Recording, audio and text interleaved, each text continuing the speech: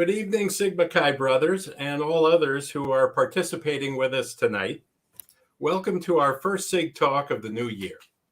I'm Jim Cooper, a Sigma Chi alum of the Alpha Chi chapter at Penn State University. I am also Vice President of the New York Metropolitan Area Alumni chapter and chair for the SigTalks program. In these past few weeks, it's become abundantly clear 2024 is a presidential election year. Now, one thing that means is we will be hearing, reading, discussing, debating quite a bit about the U.S. economy for months to come. A company that is highly representative of the business environment in our country is the Home Depot Corporation. Just think about it. Home Depot has a strong presence in consumer, retail, home renovation, construction, and real estate-related markets. In addition, most of us are customers of the company. I know that I am.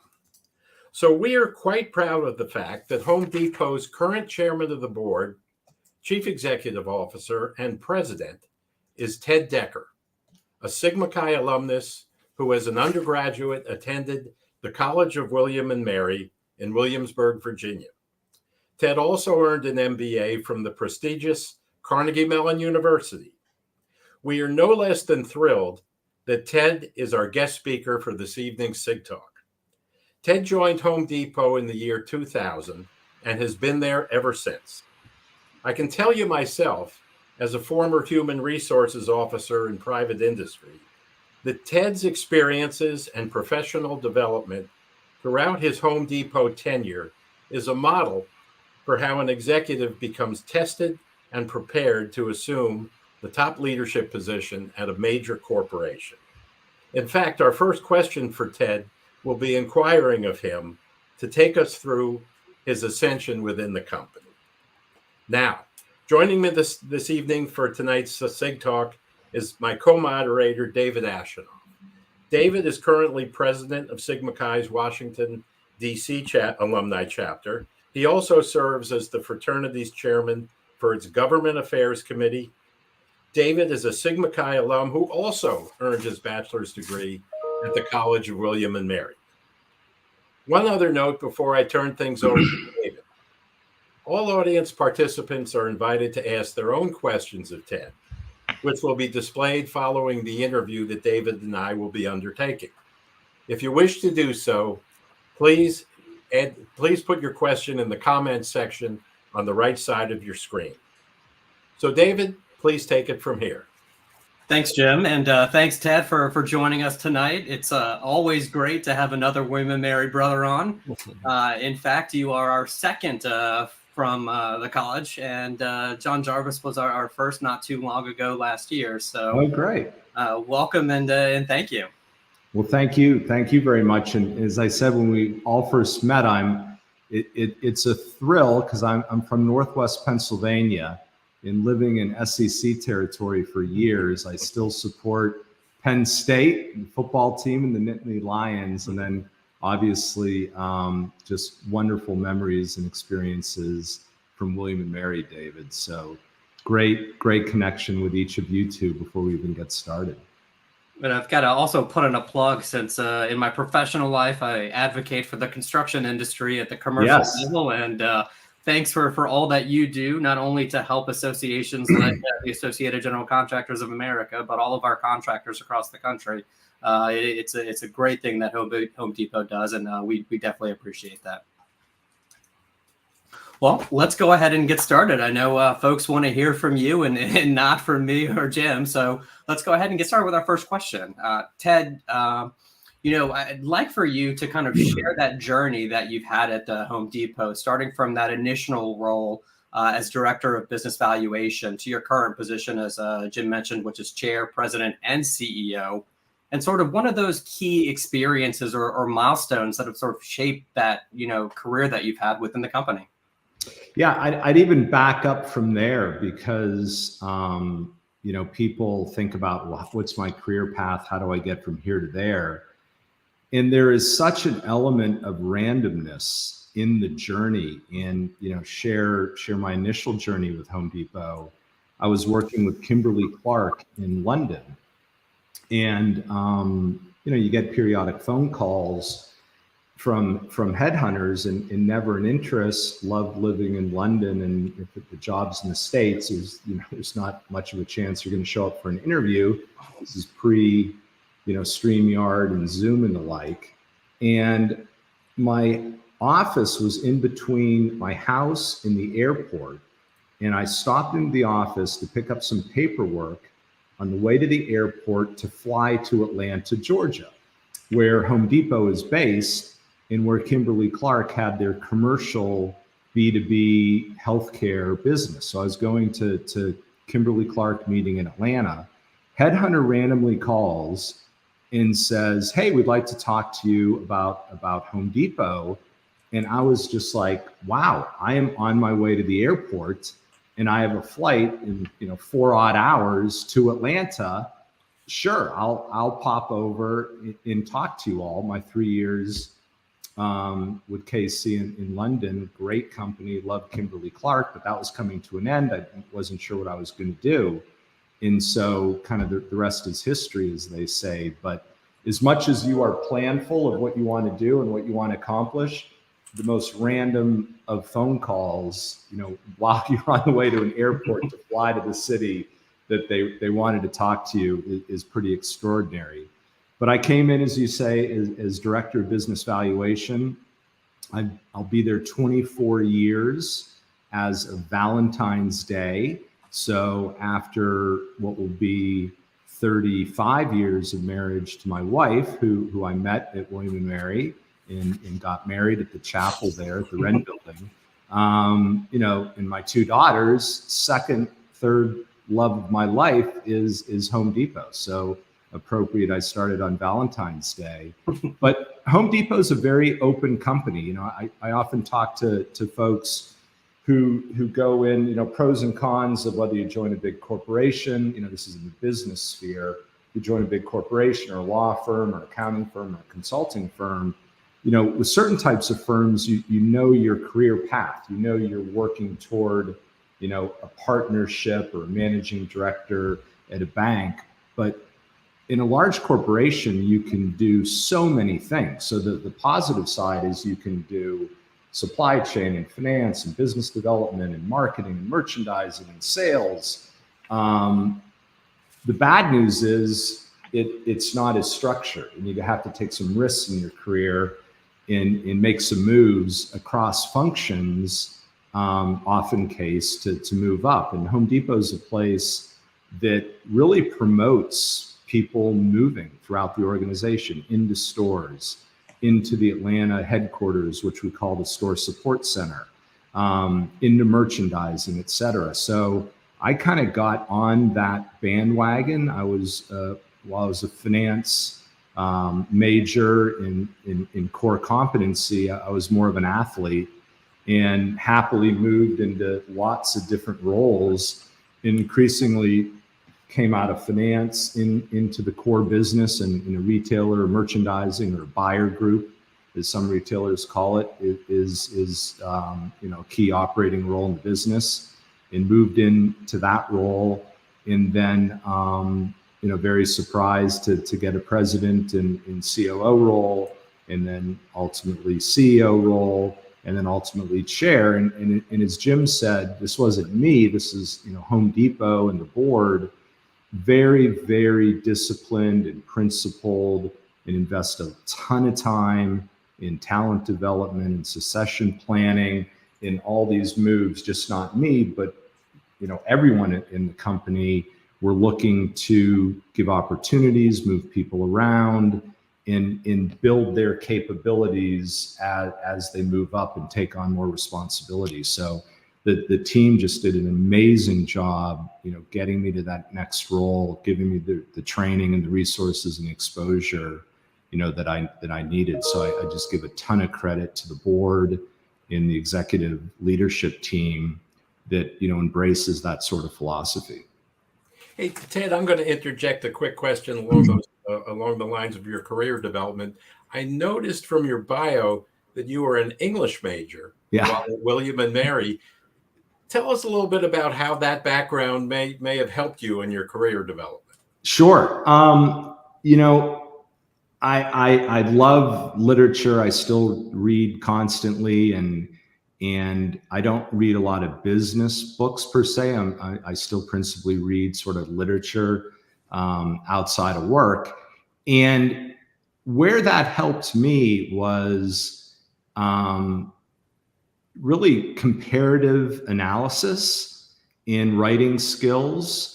You know, to read a book or a couple different books and really understand what is the author getting at, what's the point of view, what's the worldview that they're trying to communicate through the story that they've written, and how does that compare and contrast to another writer's attempt to do the same thing. And that sort of deep analysis, you know, not plot, but, you know, philosophies and worldviews, approach to telling the story, whether you're analyzing a couple balance sheets as a banker, or two pieces of literature, or two different business proposals, that deep sort of really rolling up your sleeve and working at, you know, what's going on, what's the analysis of the book, and then an ability to summarize that and compose your conclusions and your theories of what's going on, you know, in a paper.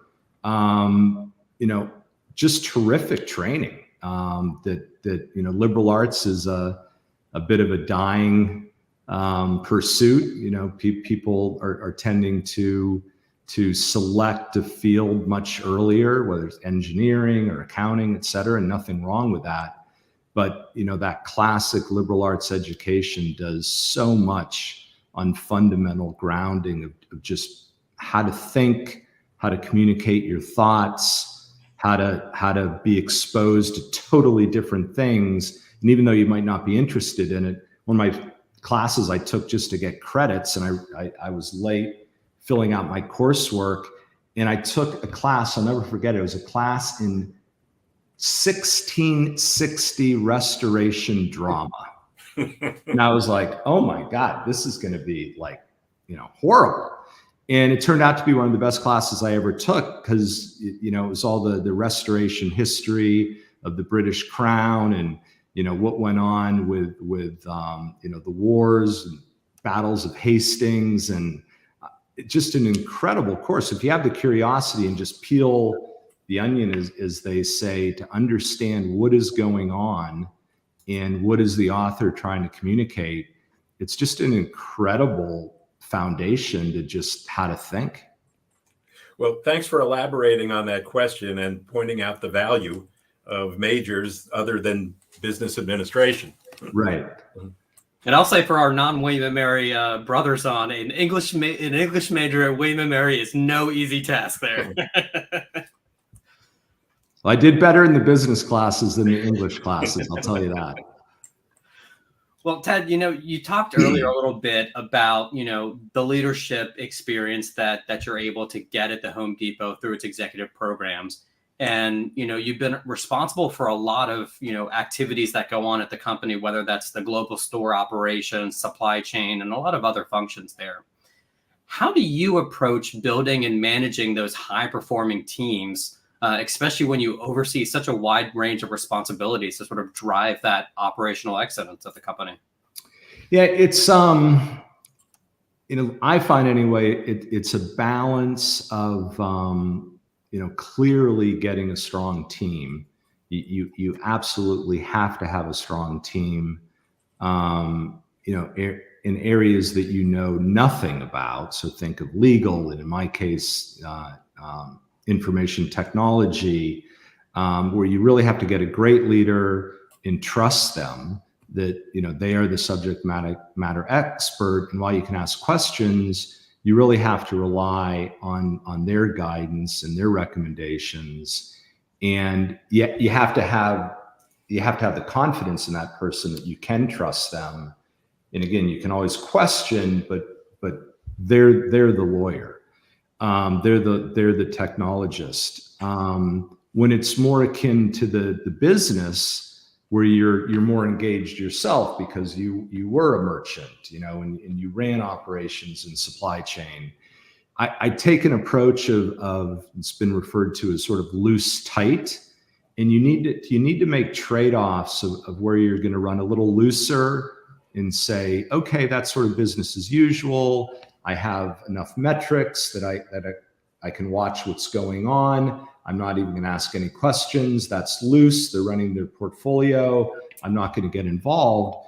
But then there are other things where, they're like the recent supply chain issues we've had with the pandemic, where this is more critical. Things are a bit more challenging. So you tighten up a little bit and you have to delve in a little more to understand what's going on and provide some tighter guidance.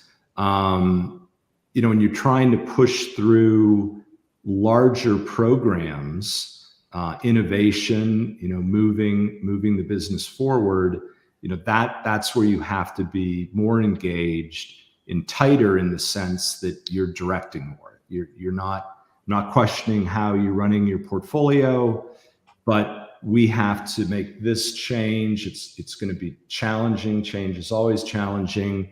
And there you have to be a little more forceful and push through change. And, as Jim certainly knows, that's one of the hardest things to do is push through change, particularly in an organization as large as Home Depot. But it also makes me reflect, it's challenging to bring up GE and Jack Welch these days because, there's been a different side of the story written lately. But, in their prime, in what they were doing, truly one of the great companies, organization, leadership principles in the history of business and the value they created. And I remember watching this show, I don't know if it was an MSNBC or, one of these documentaries, and it was about GE and the leadership of GE. And I forget who the announcer was, who the journalist was, but they were, spend a day in the life of Jack Welch. And the question was, he's sitting in Welch's office and he's asking him, how do you run this place? I mean, it's like you're involved in 50 different businesses. You're operating in 150 countries around the world. It's just insane complexity. What do you spend your time on? And Welch's answer was, I spend 90% of my time on people issues, making sure I have the right people, the right leaders leading the right businesses. And I probably saw that program. I'm not being very helpful to direct you to it, but I must have seen that program, 30 years ago. And a day like today, actually, and yesterday, I spent virtually 100% of my time on people and organization and promotions and moving people into different roles. And I think back of what Welch said, and I said, boy, he couldn't have been, more spot on. Of maybe my most important job is just to make sure, that the infamous, you got the right people on the bus and you got the right people on the bus and the right seats. And that's one of the principal responsibilities I have, because you sure as heck can't do it yourself. Well, certainly understanding that, and to sort of continue on that topic of leadership, recently you had a story that you were a part of for Sigma Chi's Focus magazine. And in that, you discussed servant leadership and a management model called the inverted pyramid. Can you sort of explain to the folks that are on tonight, what do you mean by those ideas, and sort of how you've been able to implement them at Home Depot? Yeah, well, I'm just continuing the legacy. The genius of our founders, if those of you don't know, a brief history of Home Depot. Arthur Blank and Bernie Marcus were running a regional home improvement center. There were loads of regional home improvement centers, much smaller stores, much smaller scale in California. And they were famously fired and then looked to build the business that they always wanted to build, with the right values and culture and business model. And Ken Langone a Sigma Chi from Bucknell, was incredibly successful financier, even at the time in New York back in the late 70s. And Ken organized the money. It was initially $2 million to help Home Depot open up their first 2 stores. And Bernie and Arthur said, we're gonna build the company that we want, that espouses the values and the culture that we want. And they came up with this notion of the inverted pyramid, where when you think of any organization, think of the military, you've got, your troops and your captains and your majors and your colonels, and, the pyramid goes like this. And at the top, you have your, 4-star general or your chiefs of staff, and you get fewer and fewer people as you go up until you get, the supposedly the important people at the top of the pyramid. And Bernie and Arthur, very much, believed in servant leadership and in not being about them and it being about the organization. So they literally took the pyramid and they inverted it. And the inverted pyramid is at the top are our customers. So, millions and millions and millions of customers are at the top. And then our frontline store associates, 500, 450, 500,000 odd store associates are next. And the pyramid just goes from there and it's inverted. And at the very bottom of the pyramid is the CEO. And our responsibility is to take care of our associates so they can take care of the customer.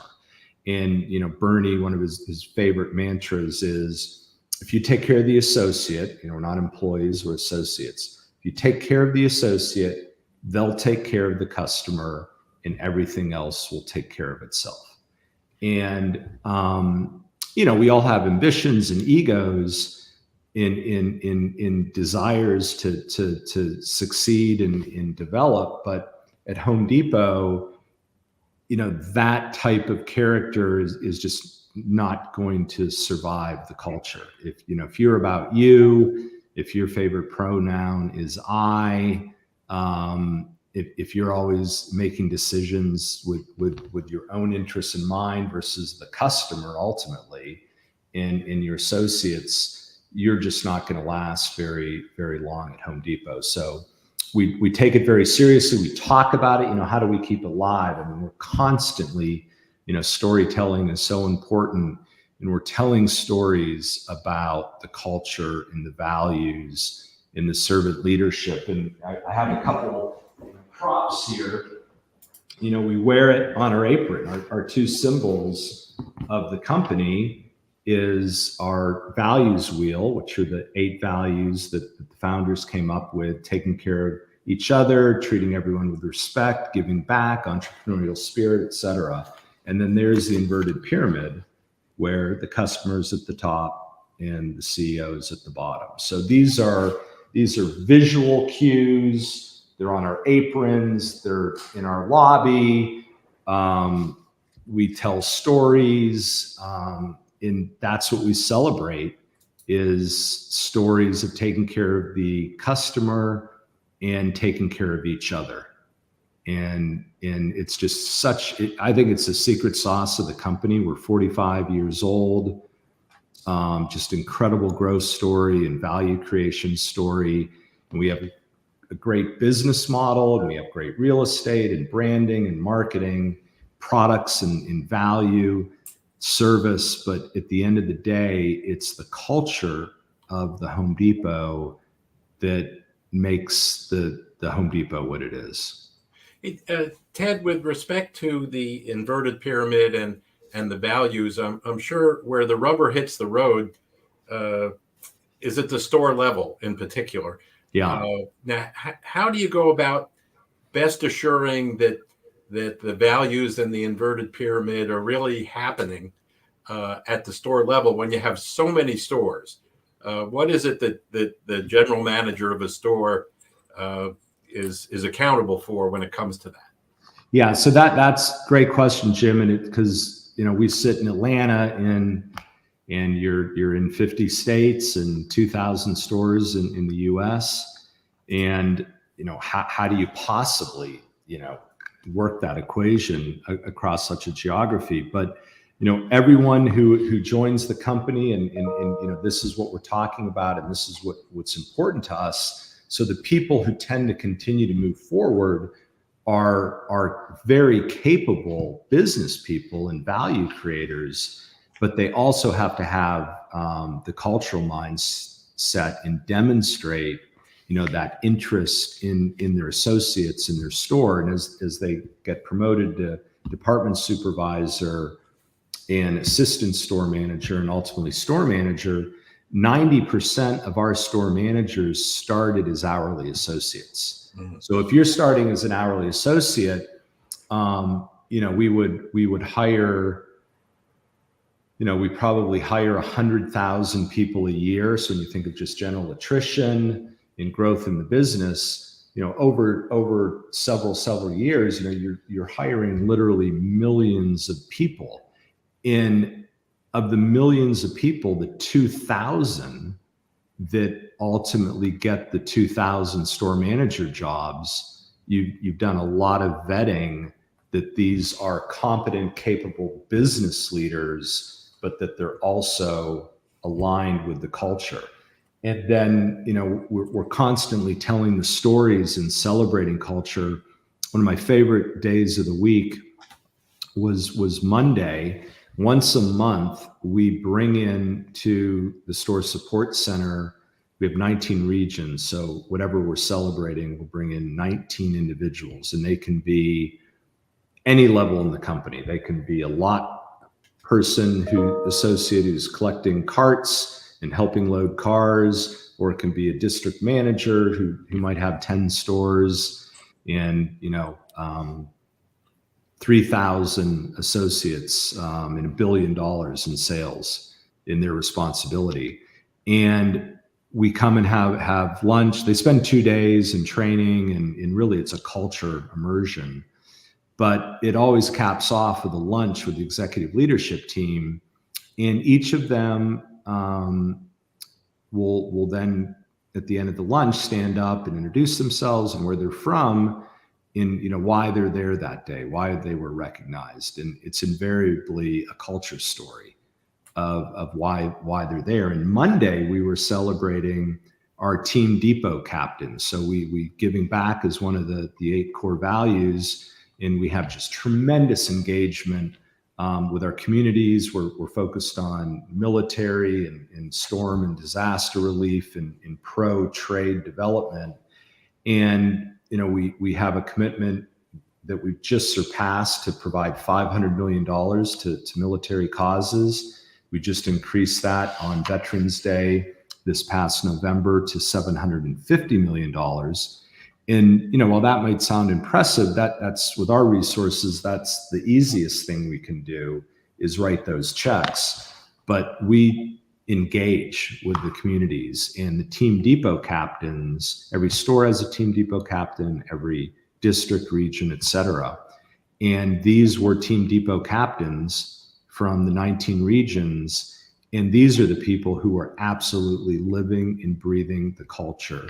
And their stories of how they got to Home Depot, why they stayed at Home Depot, and why they volunteered to be the Team Depot captain for their store, district, region, and then what they do and how they engage. I mean, I'm not exaggerating. You literally cry. I mean, there's so much emotion of these people, their stories, some just unbelievably tragic stories in their view of life is, I don't want anyone else to have to go through what I went through. And my purpose in life is to give back.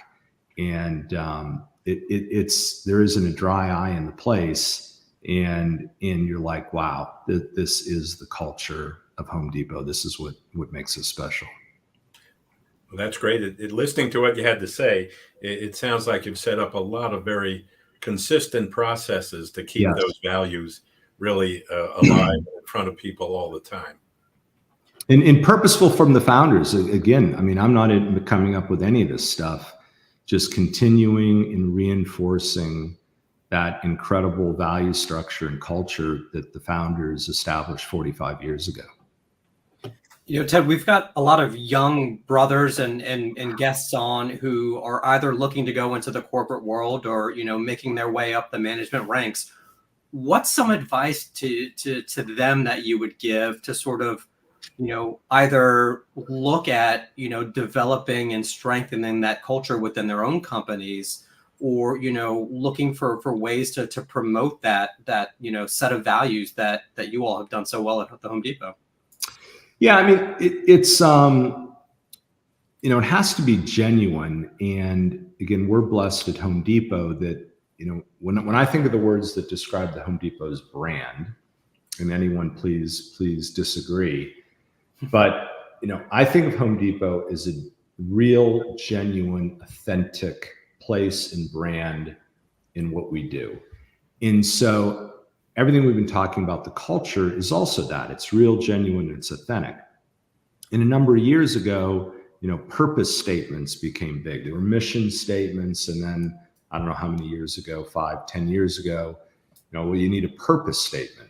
What's the purpose? In plenty of companies, they'll hire consulting firms and come in and help them come up with a purpose, and then help them come up with a set of words that describe the purpose. And then they put those words on the lobby, in the entryway of the company.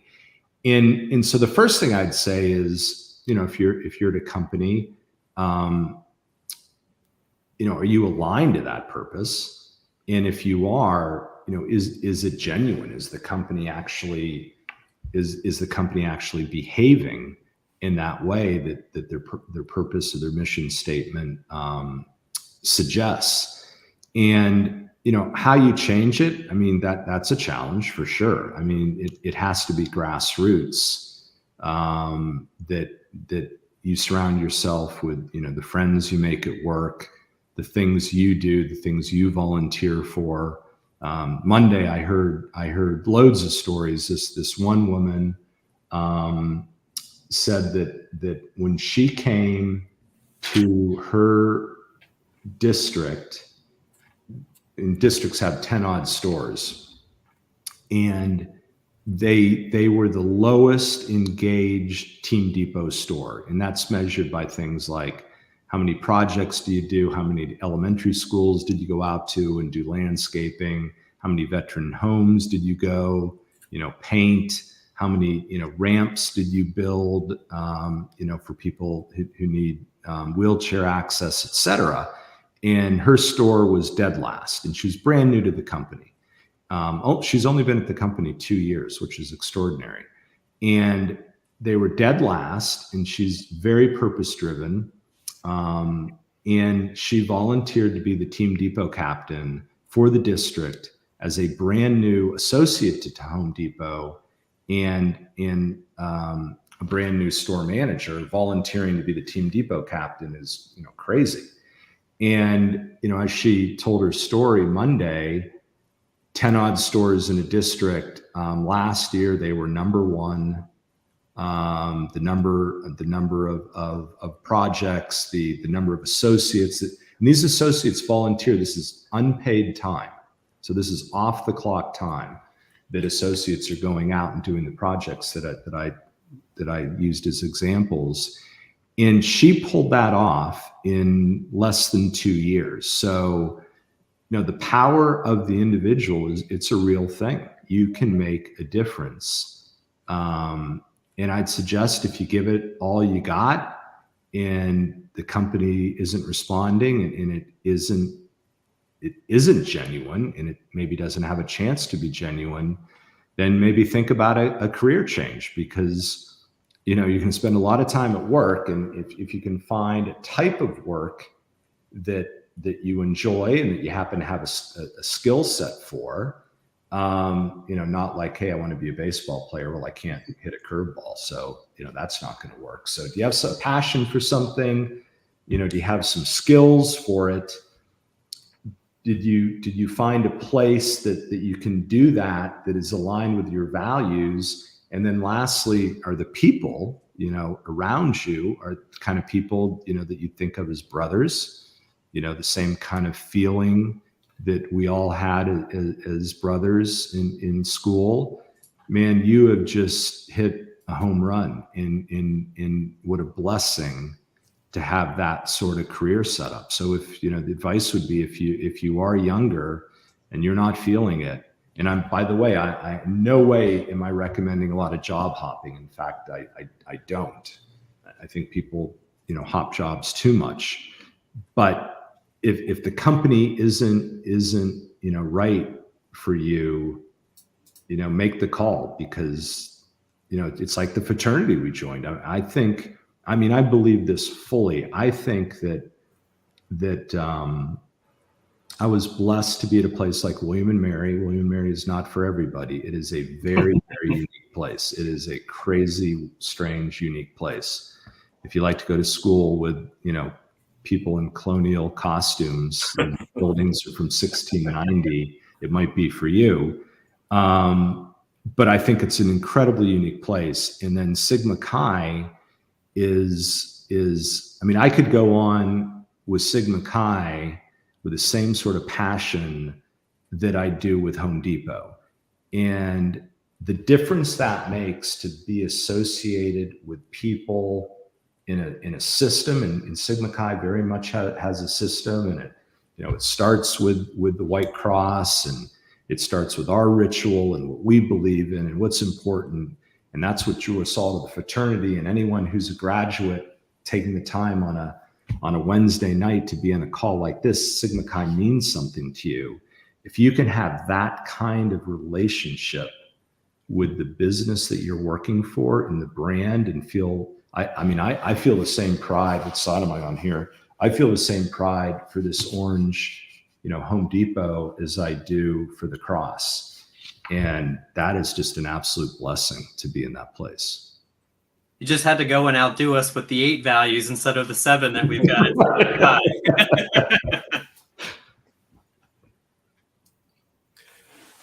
Okay, David, I'll pepper in a few questions at this point.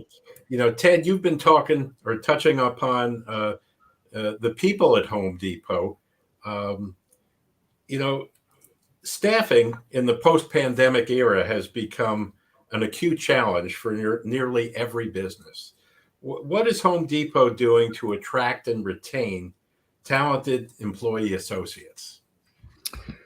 Well, it's sort of a two-prong on the attract. You have your, the store associates who, as I said, will hire 80, 100,000 associates a year.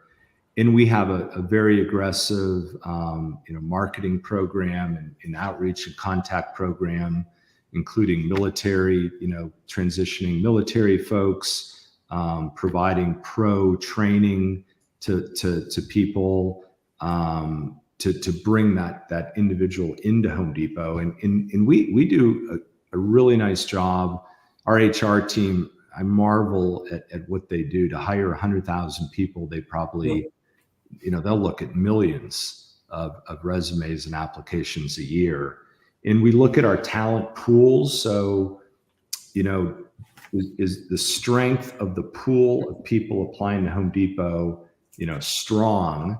And we saw during the pandemic that pool was getting weaker than we liked. And that was one of the reasons we made our big wage move. Last year we increased wages by $1 billion. And increased our minimum start rate to $15 across the country. But in many places, we're starting at, up to $20 an hour. So, that's what we do on the traction side. And then you've heard me talk a lot about, what we do to show the potential. And, 90% again of the store managers started as hourly associates. So there's very much a meritocracy that you can build your career at Home Depot. And then on the store support center side, where we're looking at, IT or finance or, supply chain folks, we do a more traditional on-campus recruiting and outreach, internal and external staffing teams that are contacting people on LinkedIn, universities, et cetera, to bring that talent in.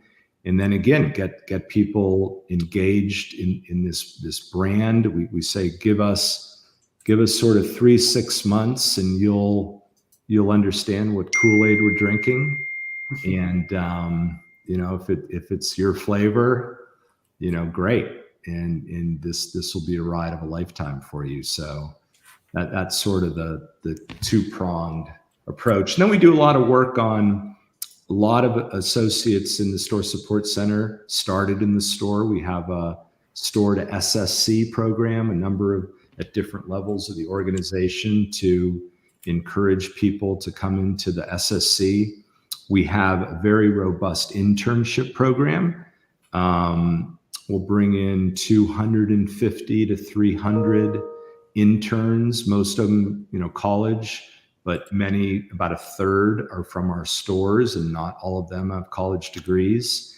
And this isn't me. Hate to keep going on and on about Home Depot, but I think it's 3 years in a row now, not just in retail, but corporate internships. Home Depot has been rated the #1 corporate internship program.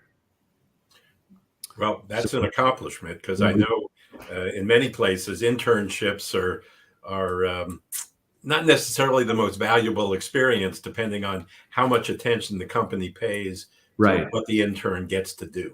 Right. And we hire and matriculate about 65% of our interns end up working at Home Depot when they graduate.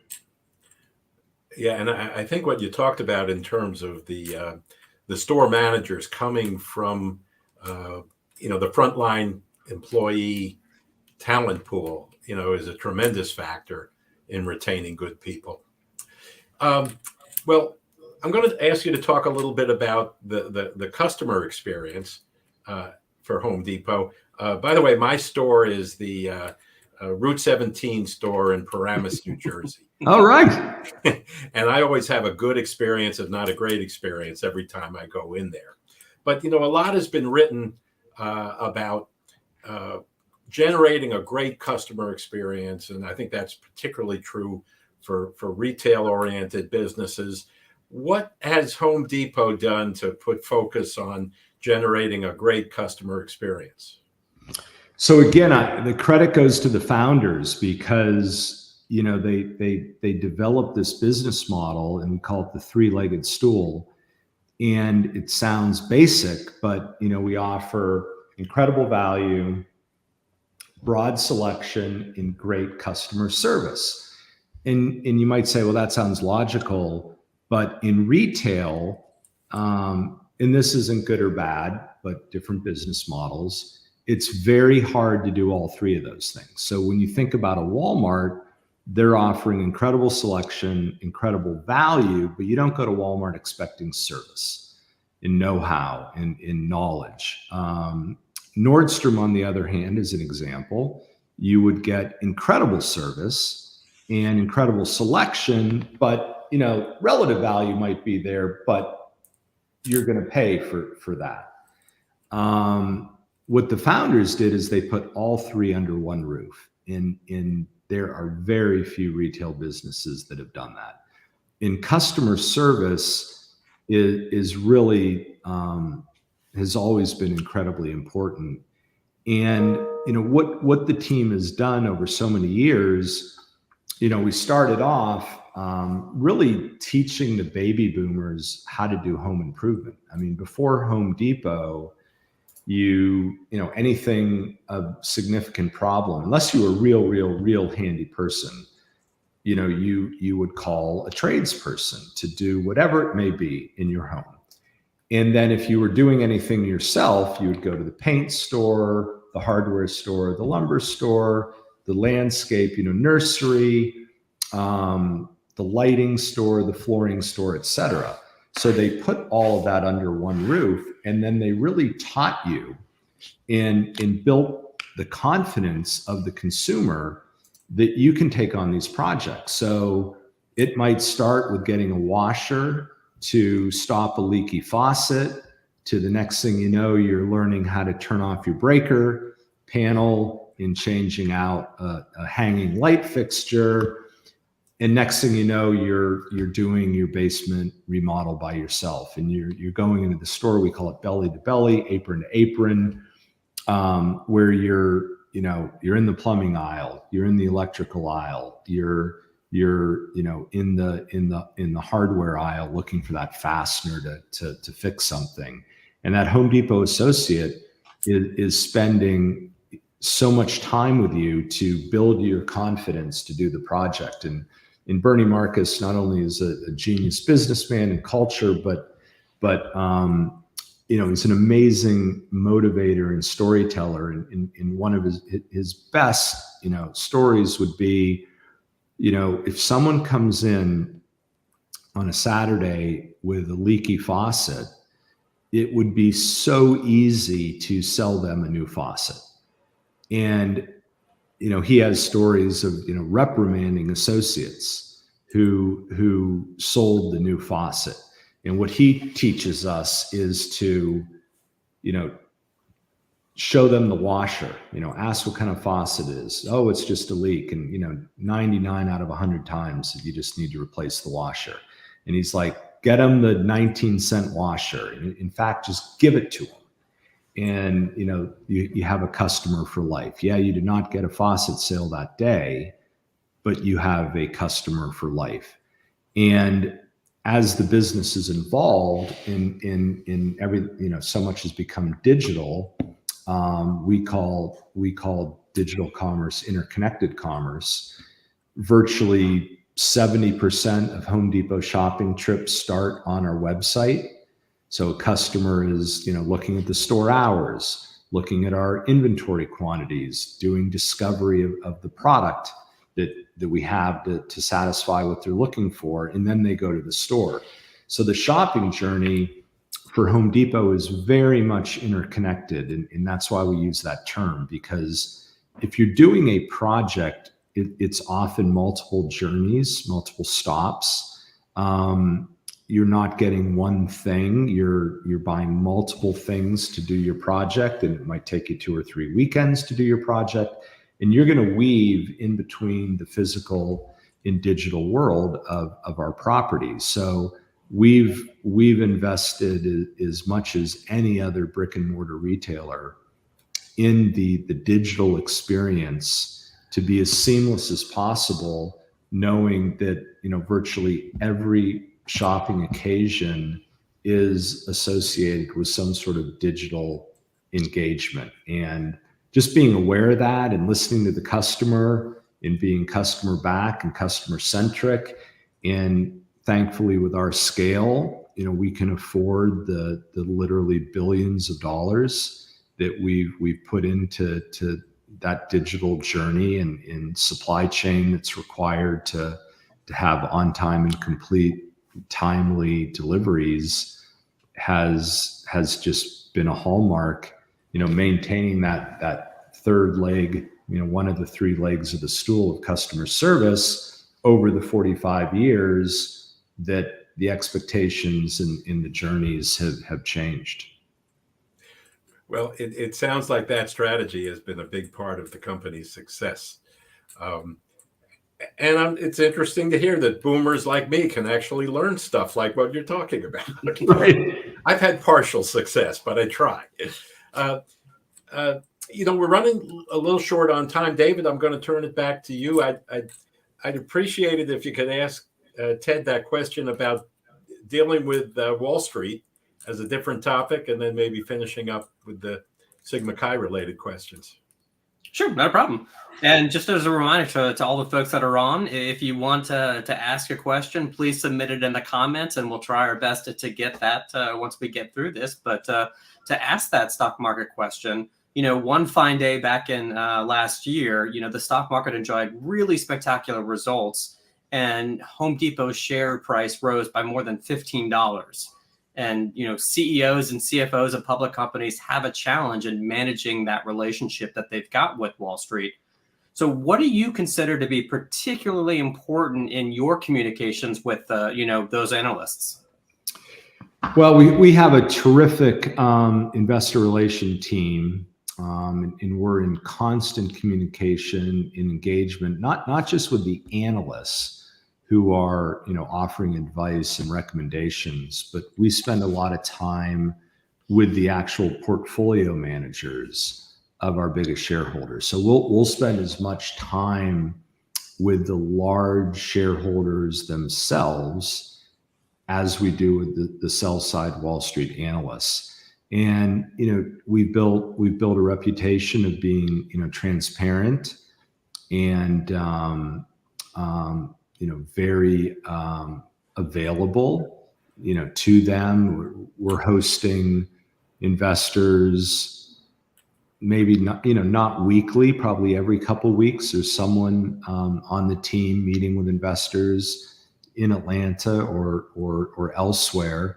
I'm meeting with investors probably every other week. I'll have some sort of engagement with an investor or an analyst, and we've earned a reputation to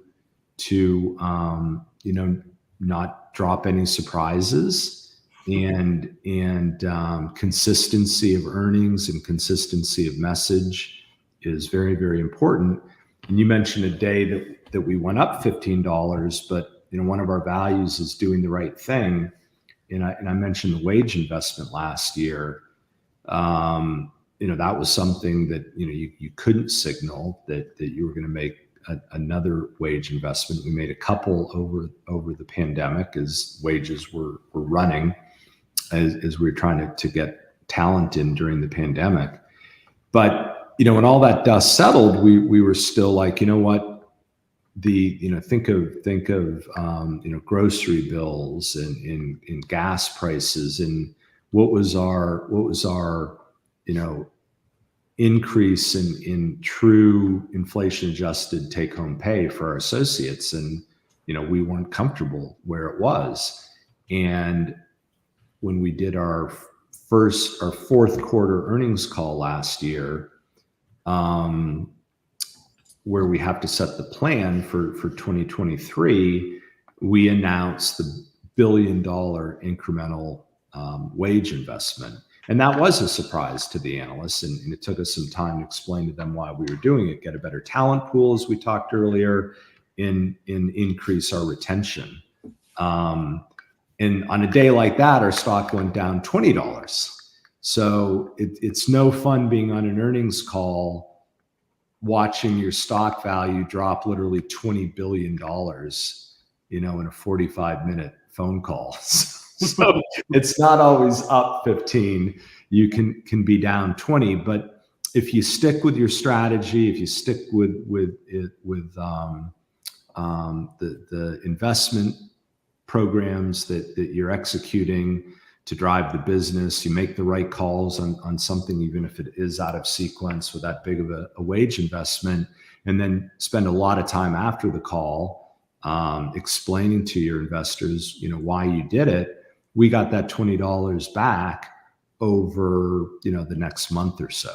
So you just kind of live through the short-term pain, get your rationale out. If you build up goodwill with them, they appreciate what you're doing and then ultimately trust what you're doing. And then, as we've done this year, we've delivered and we've taken tremendous share as the year went on. And I think one of the big reasons is the stability of our associate base. We had a better talent pool coming in, and our attrition numbers essentially halved. And so when you think about our business, when you have to have knowledge and people are coming up to you asking you questions, the fact that you've been around a couple of years, you're just so much more informed and confident to engage with the customer and offer that know-how, that service that Home Depot is known for. So, you kind of they trust you on it, and they get over the shock, they trust you on it, but ultimately have to prove it. And fortunately we did. And we've had a pretty good run, giving a year of negative sales comp in 2023 after the 3 prior years of just insane growth during the pandemic. Well, let's conclude our questions portion by bringing things back to Sigma Chi, because we are, after all, on a Sigma Chi program. And you talked a little bit about the academic side when you were at William and Mary, but talk to us a little bit about your undergraduate Sigma Chi experience at the college. What in Sigma Chi helped sort of shape your own leadership philosophy and even your personal life? Yeah, I think it starts with that association with an organization and a message that resonates with you. And we all went through Rush, and I kept being drawn back to Sigma Chi and the brothers. And all fraternities have, or most anyway, have a great set of brothers. You could go anywhere and be engaged and have great friend group. But as I said, like Home Depot, there was something very profound in a strength of that core of the values of Sigma Chi. And you think of the founders at Miami of Ohio, and here Jim, your question on an English major, a number of those guys were literature majors, and their worldview in what they thought, what's important, how should one live their life, and then they had that ability to articulate that in the charter and the principles and the values and the symbols of Home Depot or of Sigma Chi. And like Home Depot, I truly believe it. It's incredibly unique. It stitches together, the Constantine and the White Cross and my favorite value at Home Depot is do the right thing. I think we all know in virtually every situation what the right thing to do is. Whether we do it or not is a question that we have to answer for ourselves, but we all fundamentally know what the right thing to do is in any situation. And I think of my initiation night, and I think of this all the time, and the parallel at Sigma Chi with do the right thing was the man in the mirror. And I think about the man in the mirror all the time. And am I living up to the man in the mirror? And am I happy with that reflection in the value structure of Sigma Chi? So similarly would say, find an interest, type work you like, that you're particularly good at a company you're passionate about that happens to have a great culture and great people. If you can find this great group of friends in undergrad, and then it's associated with an infrastructure and a value structure of a Sigma Chi, I mean, wow, what an incredible blessing we all had to be introduced to this incredible brotherhood and to be, engaging on a Wednesday night as we are. Well, it's really great to not only have you on, but also have you as a brother of the Zeta Upsilon chapter at William and Mary. So gotta give some props to the chapter there. But I mentioned earlier on that one of the founders, Ken Langone, is also a Sig. At what point in your sort of relationship with Home Depot did you two make that connection? Well, it's crazy. We never did, and we never did personally. And there was another brother who was on the board, Dick Brown, and trying to remember where Dick went to college, but he was a Sigma Chi, and Dick saw somewhere in the Sigma Chi magazine that there was called out that I had got my new role at Home Depot, and he called Ken because they were both board members and told Ken. Ken never said anything to me. We never talked about Sigma Chi, and it's right up there with the phone call in London to work for Home Depot. Was Ken was in town, and he called me and he said, "Hey, let's meet for lunch and just want to go over a few things in Atlanta." And I went to, where was it? I guess it was a Ritz property for lunch, to meet him at lunch. And he said, "Hey, I'm up in a private room, just so it'll be more quiet. We can chat. Come up to, function room, whatever." And I went up there, and the door was closed. I knocked on the door, Ken answers the door. We've never talked about Sigma Chi. He answers the door, and the foundation happened to be having their semi-annual meeting in Atlanta.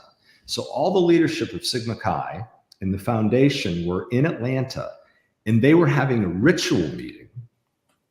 And so Ken greets me, gives me the handshake. We had never talked about Sigma Chi. And there we sat down and we had the ritual meeting, which I hadn't participated in a ritual meeting in 35 years. And then he presented me with my significant SIG award. And it was just blew me away. I couldn't believe it. We had never connected on Sigma Chi. And now every time I see him, it's a hug, it's a handshake. It's just such another incredible, I mean, he's the founder of Home Depot and he's a brother. I mean, it's just unbelievable. And we never knew it. Well, I think it also speaks volumes of what Sigma Chi can do for a person and in terms of their own personal development. And look where the two of you all have gone and become and all the things that you all have accomplished in your lives. Well, he a lot more than me. Well, we're coming to the end of our program today, and we do want to take a couple questions. And I know we've got a few. Hefner, do you want to put up the one from Anthony? So Anthony asks, I've somewhat recently in the last 6 months come into a director level role at a PE firm and now in a position to make hires or at least recommend for junior level positions.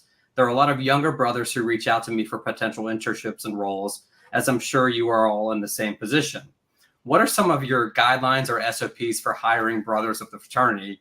I myself was offered my first internship from a connection with the fraternity. So that honestly, I think it's a bit tricky. Whether it's a family member or a brother or a childhood friend, I'm generally probably more conservative on that. I will always make an introduction. If possible, talk to the person first, but if it's an email and, you say, I'll pass it along to the right people, I'll generally, pass it to someone in HR or the business unit. And I'll say, this is an outreach to me. It's, whether it's a fraternity brother, a childhood friend, a son of a friend, what have you. I don't know this person. I've heard good things. Please ensure they receive an interview. So that is the general, the pressure I will put on is make sure they get an interview. And then I leave it at that. Have I broken that a couple times? Put a little more pressure on? Yes, but you got to be careful of your reputation, that you're not, oh my God, he hires all his best friends' kids. He's always, pushing Sigma Chi. So just be careful yourself. You want to do the right thing and support brothers or family friends, but you don't want to be that guy either. And then our next question comes from Kyle Rose. He asks, how much time do you spend each day on personal growth? What books are you reading, or what books do you recommend for business owners or business leaders? And what are the KPIs you look at most? So keep that question up because there's a lot there. So, I'm not a stickler for the personal growth stuff, but I am fascinated by it and really appreciate that what people do. And, there are different flavors of it, but it's all generally, similar things that, you've got to take care of your body and your physical fitness. You've got to do what you can for your mind. You've got to, have some sort of spiritual, whether that's Sigma Chi or a theology. You've got to do things for your family, be close and supportive of your family. And then personally, you need to grow somehow, whatever that may be. I want to be a beekeeper. I want to learn, martial arts or whatever you're going to do. But so there's so many different flavors, but those are generally the themes. I think the 5 a.m. thing that's going along right now. I mean, brilliant. It's the same thing. Get up at 5, give yourself an hour, do 20 minutes of exercise, 20 minutes of mindfulness. And I'm not sure what the other 20 minutes is. Maybe read Nietzsche or something. But, whatever works for you, doesn't matter, but do something along those lines. And on books, I still tend to read literature. And then for business, I don't read like how-to business books, but I will read biographies.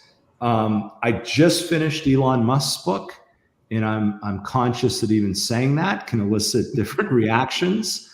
So I'm not talking about some of his personal stuff, which is, I won't comment on it, but the business principles and what he's done and how he's done it, sometimes it's incredibly abusive and aggressive, but, he has moved heaven and earth in our lifetime. And like him or not, he is, I think, Da Vinci-esque. I mean, he is the 21st century Da Vinci in what he's done. And you read the book, and I had no idea, what he's done.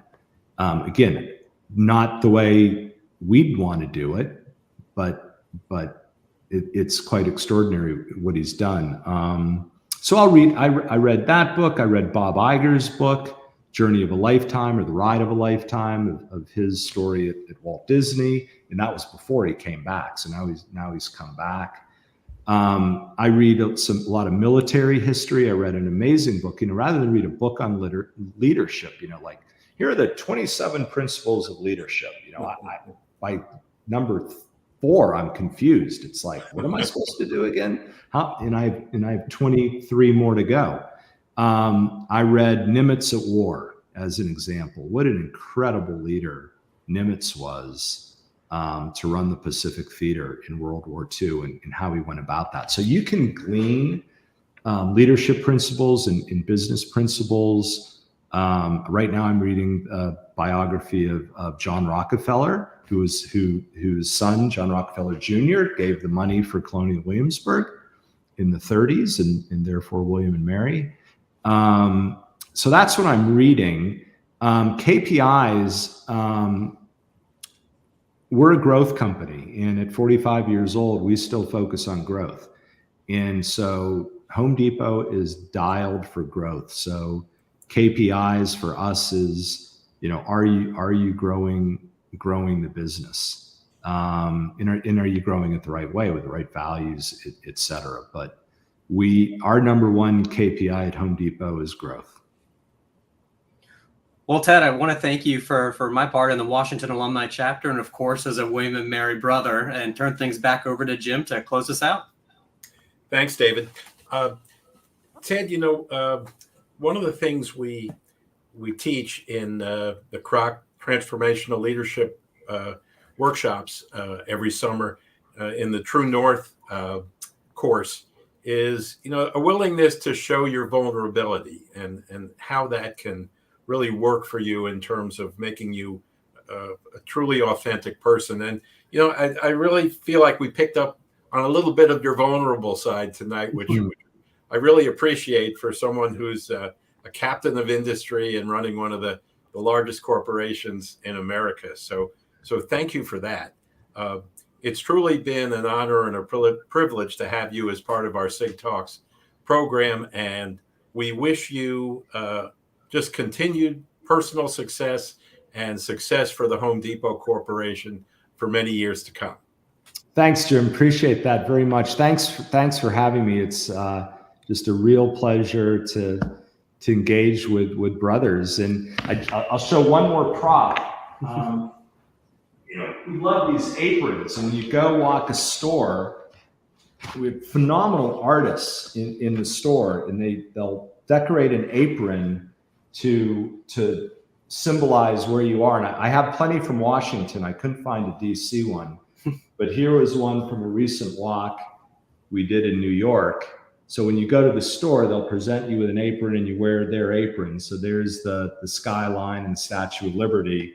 And then here's kind of, and they get wild. Here's one where you've got the different scenes from Men in Black in New York City. But just, again, our associates are just so passionate in name the company that you're going to go visit, and you're going to get a personalized apron by just an incredibly creative, artistic associate.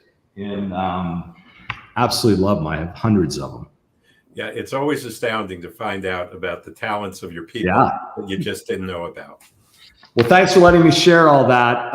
Hopefully there's some takeaways, and I didn't bore people to death, but I really appreciate the evening. Thank you. I think we all learned a lot tonight. Thanks, Ted. See y'all.